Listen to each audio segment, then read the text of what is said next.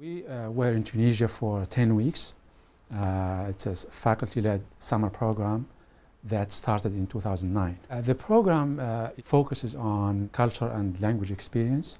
So our goal was to really help students immerse themselves in a linguistic environment where they can make good progress in their language proficiency, but also the cultural component was very important, and that's why we put them with the host families.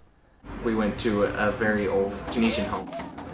The family there was nice enough to serve us tea and bread. A lot of students also planned to conduct research projects. I had students who wrote about the Arab Spring and why it started in Tunisia, what motivated people or what drove people to revolt and to overthrow the government. Obviously they're pretty proud of the revolution. It's like pictures everywhere. And so a lot of it is really field experience where people would observe and conduct interviews and site visits. It's the Majalis at the Sisi, which is the establishment council, and they're working on drafting the Constitution, which to me that's as close as we're going to get to being able to do something like going back to 1787 when they were drafting the Constitution of the United States. It's something new, it's exciting, and that was one of the best parts of this trip. And then they write their projects. I had people who also wrote about how Tunisia could set a good example of political, peaceful change in the Arab world. And some wrote about the history of the US-Tunisia relationships, which goes back to 200 years ago. And so a lot of learning took place as a result of these projects. But since we left to Tunisia, I had some students who kept insisting that we should visit that small town called Sidi Bouzid, which is the birthplace of the Arab Spring.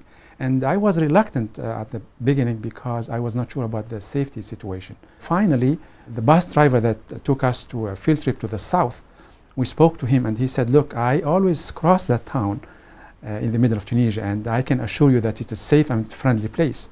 And so we announced in the middle of the trip to the south that we're going to visit the town of Sidi Bouzid. So that was a pleasant surprise for all the students.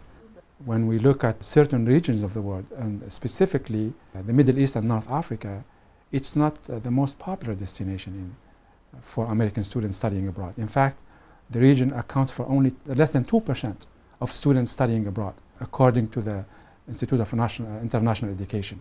And so I'm hoping that we are helping American students to change, to consider new destinations, and in a critical region of the world such as North Africa and the Middle East.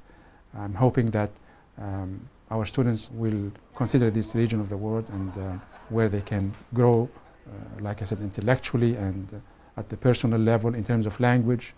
There is a lot to learn from small countries and unknown countries such as Tunisia. I think the feedback, like I said, I'm getting from my students is very encouraging, and I believe that the students themselves will be advocates of study abroad programs in that part of the world. The experience on the whole was great. Yeah. I'm going to remember this for the rest of my life.